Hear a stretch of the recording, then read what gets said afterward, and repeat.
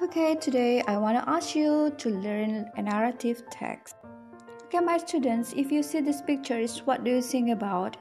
Okay, is it the folk story or fairy tales? Folk story itu cerita rakyat, fairy tales itu cerita dongeng. Apa yang ada dalam pikiranmu? Okay, I want to ask you, do you like reading? What kinds of book do you like? If you like reading the story, let's mention some story that you know.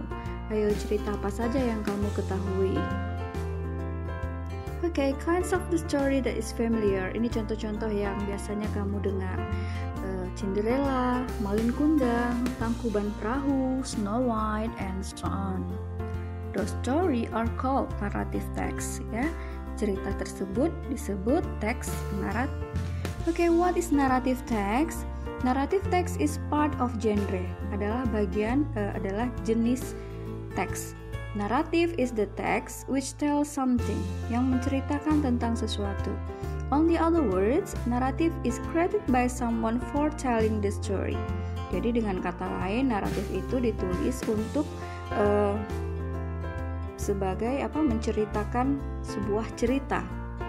Ya, it is including into fiction story.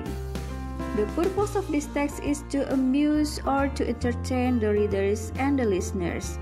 Jadi tujuan teks ini adalah untuk menghibur pembaca dan pendengar.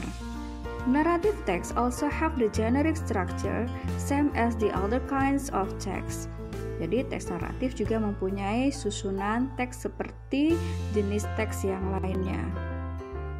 Okay, these are the generic structure of narrative text. Orientation. In this part, it will introduce the characters in the story. Bagian ini mengenalkan karakter-karakter dalam cerita. It can be name, place, etc. Bisa jadi nama, tempat, dan yang lainnya. It is usually occur in the first of paragraph. Biasanya diletakkan pada paragraf yang pertama. Complication. It is increasing the problem. Munculnya masalah. It can call climax of the story when the crisis is rising up. Resolution. It is time to solve the problem. Jadi adanya pemecahan masalah. It usually called anticlimax.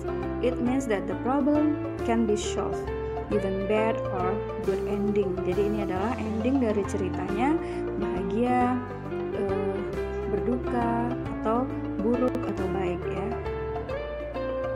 Okay, this is the example of narrative text with the generic structure explanation. Snow White. Once upon a time, there lived a little girl named Snow White.